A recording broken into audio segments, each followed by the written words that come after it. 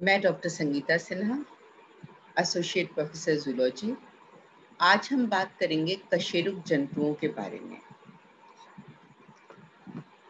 Chordate या कशेरुक जंतु, इनमें 3 फंडामेंटल कैरेक्टर्स पाए जाते हैं और ये जो तीनों कैरेक्टर्स हैं, बेसिक कैरेक्टर्स हैं, ये कशेरुक जंतुओं के जीवन चक्र के किसी भी अवस्था में यदि पाए गए तो हम फिर उस जंतु को कॉर्डेटा समूह में रखते हैं। संपूर्ण जंतु जगत में 3% जंतु ही कॉर्डेट जंतु हैं।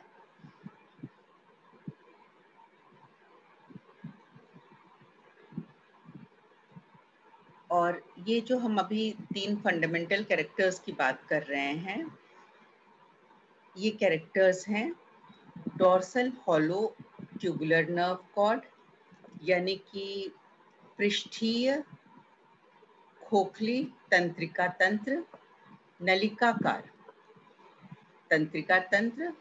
तो इनका जो नर्व कॉर्ड होता है वो अंदर से हॉलो होता है या खोखला होता है,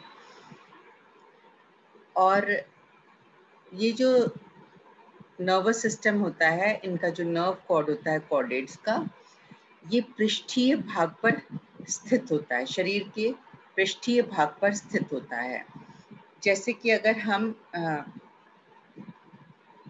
मानव के पॉइंट ऑफ व्यू से देखें, हम ह्यूमन बीइंग्स के पॉइंट ऑफ व्यू से देखें, तो हमारी जो पीठ वाला जो भाग है, पीठ वाले भाग पर पाया जाता है नर्व कॉर्ड। दूसरा जो कैरेक्टर है, डिस्टिंग्विशिंग फीचर, वो है longitudinal supporting rod like notochord. तो ये है लंबा और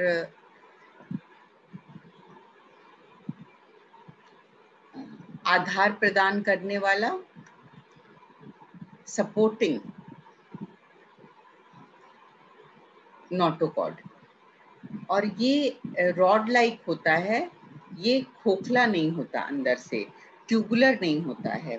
नर्व कॉर्ड ट्यूबुलर होता है, मतलब अंदर से खोखला होता है, नलिकाकार होता है। नर्व कॉर्ड नलिकाकार है और नोटोकॉर्ड के अंदर सेल्स पाए जाते हैं। तीसरा जो डिस्टिंग्विशिंग फीचर है वो है फेरिंजियल गिल स्लिट्स, ग्रसनी गिल छिद्र। तो अब हम प्रत्येक को समझते हैं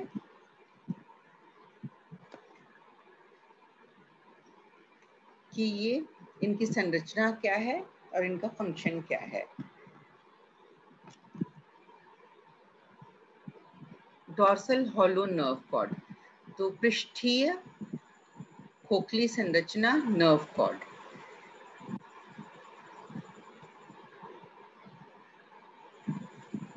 इसी मूल संरचना से रूपांतरित होकर केंद्रीय तंत्रिका तंत्र का निर्माण होता है, और जो उच्चतर कॉर्डेट में अग्रभाग में, केंद्रीय तंत्रिका तंत्र के अग्रभाग में ब्रेन पाया जाता है, और ब्रेन के बाद वाले हिस्से में, पश्चिमी हिस्से में स्पाइनल कॉर्ड पाया जाता है।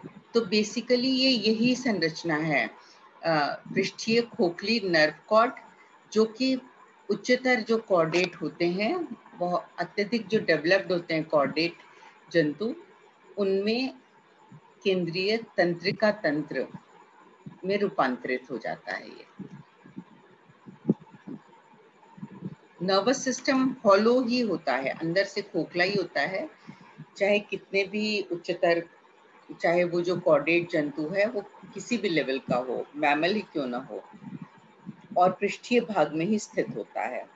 सिर्फ ये बात है कि जैसे ब्रैंकियोस्टोमा या एम्फियोक्सिस में बिल्कुल बेसिक स्ट्रक्चर पाया जाता है, मतलब बिल्कुल एक नलिकाकार स्वरूप पाया जाता है तंत्रिका तंत्र का, तो जो हायर कॉर्डेट्स होते हैं उनमें ब्रेन अग्रभाग में वेल डेवलप्ड पाया जाता है और पश्चिम भाग में वो स्पाइनल कॉर्ड के रूप में होता है।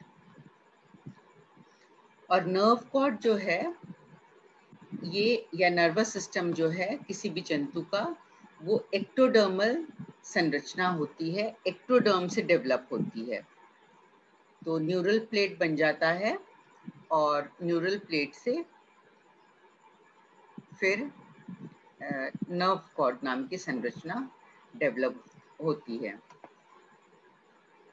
बीचों बीच जो कैविटी होती है वो कैनाल या न्यूरोसील कहलाती है।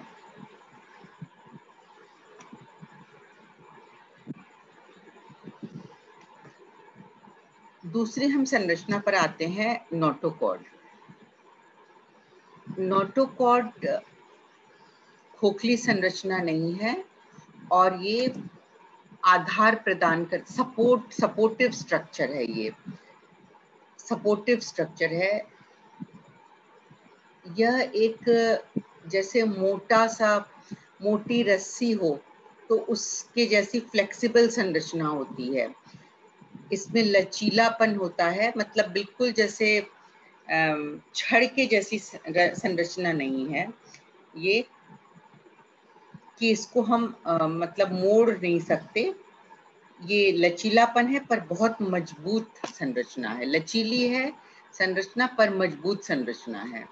इसे हम पिचका नहीं सकते आसानी से, लेकिन ये इतनी भी ऐसी स्टिफ नहीं है जैसे कि लोहे की छड़ होती है, वैसी कठोर संरचना नहीं है, पर मजबूत संरचना है और ये शरीर को आधार प्रदान करती है। इसके डेफिनेशन में ही आ जाता है कि ये सपोर्टिव स्ट्रक्चर है। तो ये भी एक्सटेंड करती है along the length of the body, और इसकी स्थिति हम समझ लें कि डॉर्सल मोस्ट मतलब सर्वाधिक पृष्ठीय भाग में तो तंत्रिका तंत्र पाया जाता है, मतलब नर्वस सिस्टम या नर्व कॉर्ड पाया जाता है। उसके ठीक नीचे नोटोकॉर्ड पाया जाता है। तो एक तरह से नोटोकॉर्ड जो है वो मध्य में स्थित होता है। नोटोकॉर्ड के पृष्ठीय भाग में नर्व कॉर्ड है और नोटोकॉर्ड से नीचे नोटोकॉर्ड के वेंट्रल भाग में आहार नाल पाया जाता है। तो आहार नाल कशेरुक जंतुओं में वेंट्रल भाग में पाया जाता है, अधर तल पर पाया जाता है। और नर्व कॉर्ड तंत्रिका तंत्र पृष्ठीय तल पर पाया जाता है और इन दोनों के मध्य नोटोकॉर्ड पाया जाता है। तो नोटोकॉर्ड एंडोडर्मल ओरिजिन का होता है और इसके अंदर नोटोकॉर्ड की संरचना हम स्टडी करें तो इसके अंदर बड़ी बड़ी रिक्तिका युक्त कोशिकाएं पाई जाती हैं। इसके अंदर नोटोकॉर्ड के अंदर, नोटोकॉर्ड बना ही होता है बड़ी बड़ी रिक्तिका युक्त कोशिकाओं से, और इन कोशिकाओं के अंदर जिलेटिनी मैट्रिक्स पाया जाता है।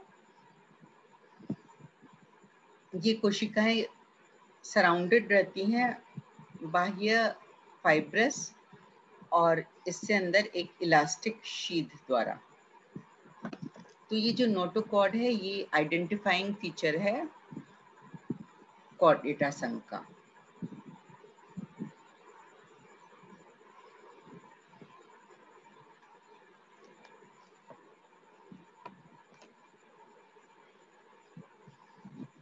प्रोटोकॉर्ड में तो प्रोटोकॉर्डेट में अपने मूल स्वरूप में पाया जाता है नोटोकॉर्ड, किंतु जो अडल्ट वर्टिब्रेट होते हैं, वयस्क वर्टिब्रेट होते हैं या उच्चतर कॉर्डेट होते हैं, उनमें नोटोकॉर्ड का स्थान वर्टिब्रल कॉलम ले लेता है।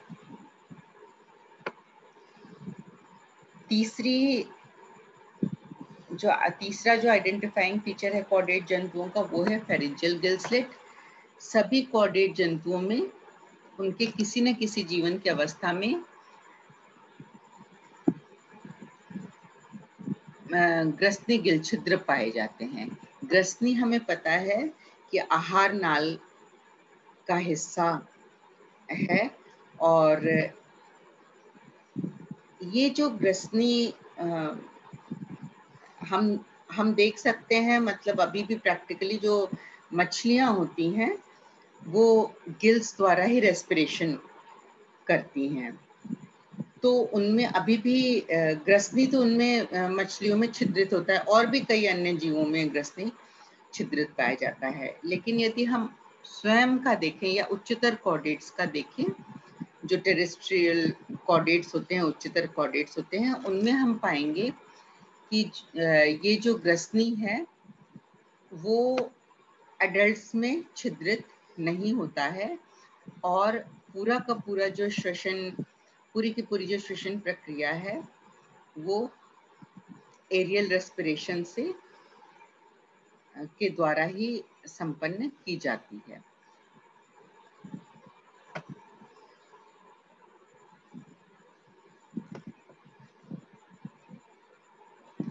तो जैसे हम कहते हैं कि ये तीनों कैरेक्टर्स किसी न किसी जीवन चक्र के किसी न किसी अवस्था में जरूर पाए जाने चाहिए।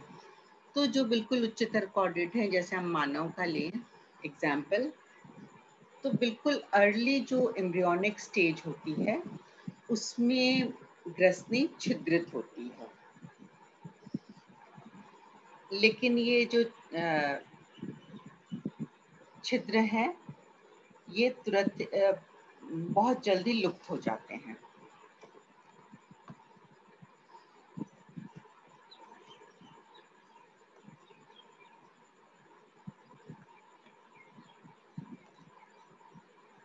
प्रोटोकॉर्डेट में एवं लोअर एक्वेटिक वर्टिब्रेट्स में गिल स्लिट्स फंक्शनल होते हैं थ्रू आउट लाइफ।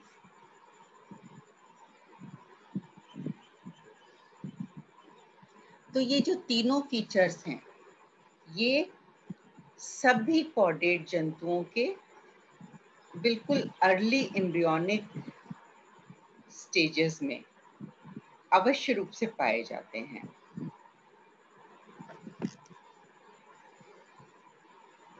बट जो उच्चतर कॉर्डेट्स हैं उनमें तो ये सारे फीचर्स जो हैं ये मतलब अपना जो मूल स्वरूप है वो खो देते हैं और मॉडिफाइड हो जाते हैं। लेकिन जैसे हम एग्जाम्पल अगर देखें तो हम जैसे एम्फियोक्सिस है, जब हम स्टडी करेंगे डिटेल में तो हम देखेंगे कि एम्फियोक्सिस या ब्रैंकियोस्टोमा में तीनों जो ये कैरेक्टर्स हैं typical chordate characters, nerve cord, notochord और फेरेंजियल गिल स्लिट्स बिल्कुल अपने मूल स्वरूप में पाए जाते हैं थ्रू आउट लाइफ।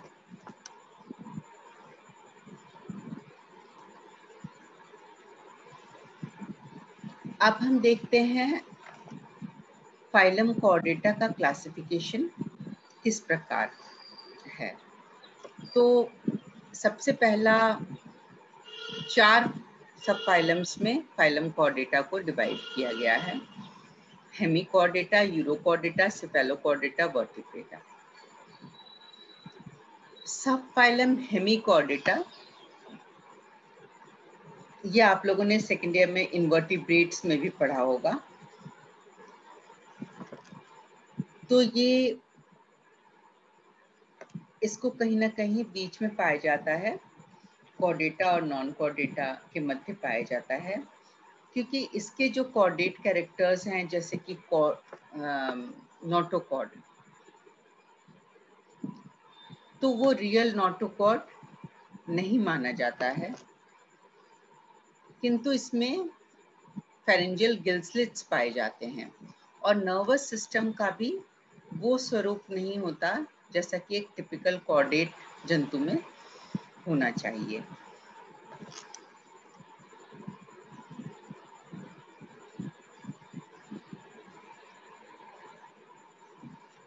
तो इसमें जो जिसे पूर्व में कॉर्डेट नोटोकॉर्ड समझा जाता था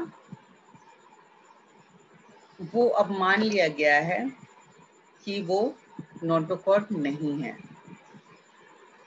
बल्कि एक सिर्फ डाइवर्टिकुलम है।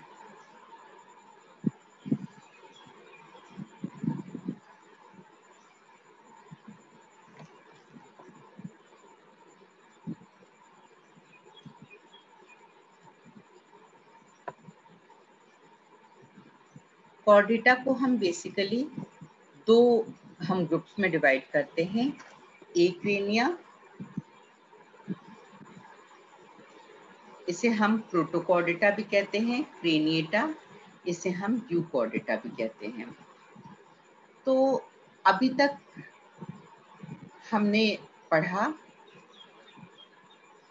कॉर्डेटा वे जंतु हैं। कॉर्डेटा संघ में हम उन जंतुओं को हम सम्मिलित करेंगे जिनमें 3 बेसिक कैरेक्टर्स जीवन चक्र के किसी भी स्टेज में पाए जाते हैं। मतलब अडल्ट हो या जुवेनाइल स्टेज हो, तो जीवन चक्र के किसी भी स्टेज में ये तीनों कैरेक्टर्स जरूर पाए जाने चाहिए। कौन से तीनों कैरेक्टर्स पाए जाने चाहिए? Dorsal tubular nerve cord, supportive notochord, और तीसरा है फेरेंजियल गिल स्लिट्स, ग्रसनी गिल क्षेत्र। तो ये ही डेफिनेशन ऑफ कॉर्डेटा है। कॉर्डेटा क्या होते हैं? जिनमें ये तीनों कैरेक्टर्स जीवन चक्र के किसी न किसी अवस्था में अवश्य रूप से पाए जाते हैं। अब हम फर्दर एक आउटलाइन क्लासिफिकेशन देखेंगे कॉर्डेटा का, क्योंकि पूरा पेपर बहुत इजी हो जाता है अगर हमें क्लियर आइडिया, आउटलाइन क्लासिफिकेशन हम अच्छी तरह से समझ लेते हैं, या अगर हमने पूर्व में पढ़ा है तो हम उसे रिवाइज कर लेते हैं आउटलाइन क्लासिफिकेशन को।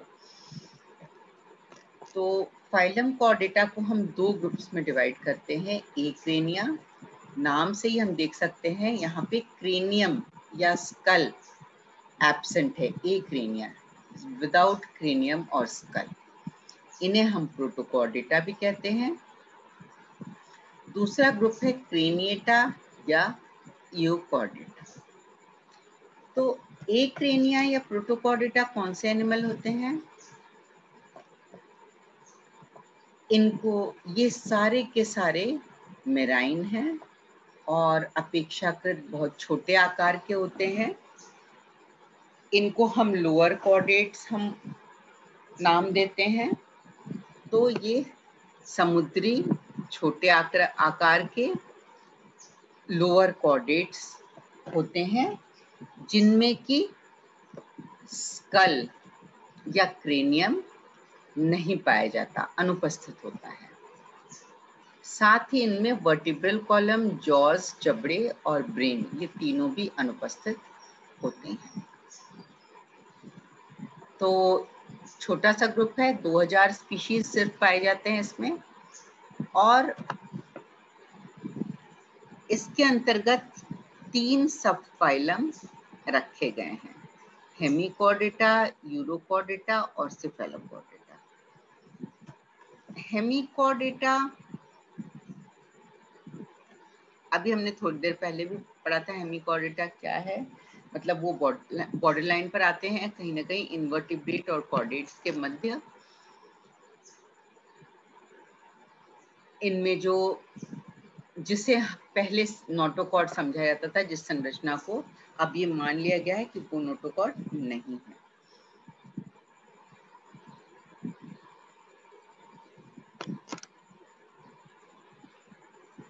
इसमें 2 वर्ग हैं, एंटेरोन्यूस्टा और टेरोब्रैंकिया।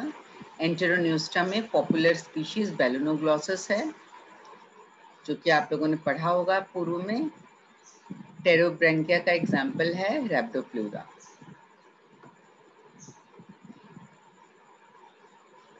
दूसरा सब फाइलम है यूरोकॉर्डेटा, जिसके अंदर की 3 वर्ग आ जाते हैं, और तीसरा सब फाइलम है सिफेलोकॉर्डेटा। तो हम नेक्स्ट क्लास में यूरोकॉर्डेटा डिटेल में हम पढ़ेंगे, और सारे विद एग्जाम्पल्स हम समझेंगे। मीनवाइल आप ऐसा कर सकते हैं कि एक वीडियो में एनिमल्स के वीडियोस हैं। मेरे पूर्व के वीडियो में इनवर्टिब्रेट प्रोटोकॉर्डेट एनिमल के वीडियोस हैं। तो ये सारे एनिमल के वीडियोस हैं, डोलियोलम, सेल्पा, हर्डमानिया। तो आप उसमें देख सकते हैं। तो आपको एनिमल के स्वरूप का एक माइंड में हो जाता है कि कैसा दिखता है वो एनिमल।